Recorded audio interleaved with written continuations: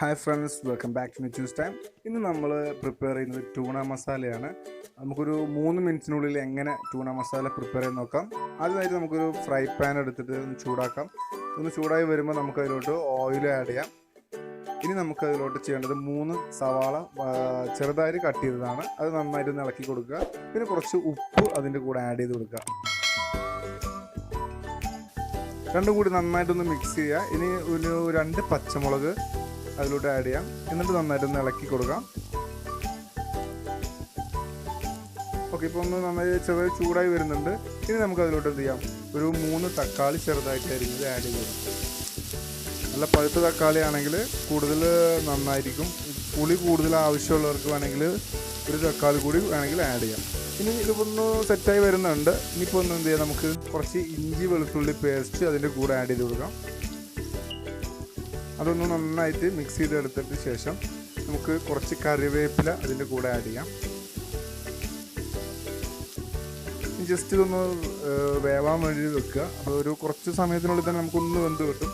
ഇനി നമുക്ക് ഒരു spoon garam masala powder add ചെയ്യാം.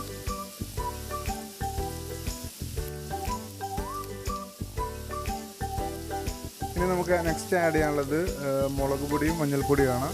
മുളക് നമുക്ക് എരിവിനനുസരിച്ച് വേണമെങ്കിൽ കൂടുതൽ വേണമെങ്കിൽ ആഡ് ചെയ്യാം. ഞാനിപ്പോൾ ഒരു സ്പൂൺ ആഡ് ചെയ്യുന്നുള്ളൂ. കൂടുതൽ എരിവ് ആഗ്രഹിക്കുന്നവർക്ക് വേണമെങ്കിൽ ഒരു സ്പൂൺ എക്സ്ട്രാ വേണമെങ്കിൽ ആഡ് ചെയ്യാവുന്നതാണ്. ഇനി കുറച്ച് മഞ്ഞൾപ്പൊടിയും കൂടി ആഡ് ചെയ്തിട്ട് നമ്മുടെ ഈ കൂട്ട് നന്നായിട്ടൊന്ന് മിക്സ് ചെയ്തെടുക്കാം.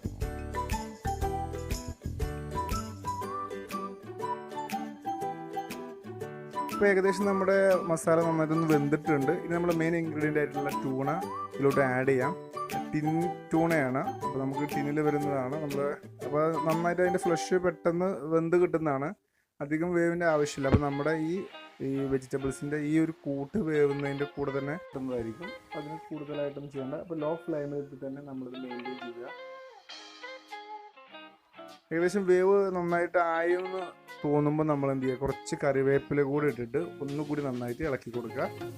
ഇപ്പോൾ നമ്മുടെ ടൂണ മസാല റെഡി ആയിട്ടുണ്ട്. ഇനി നമുക്ക് എന്ത് ചെയ്യാം, അതൊരു ബൗളിലോട്ട് സെർവ് ചെയ്യാം.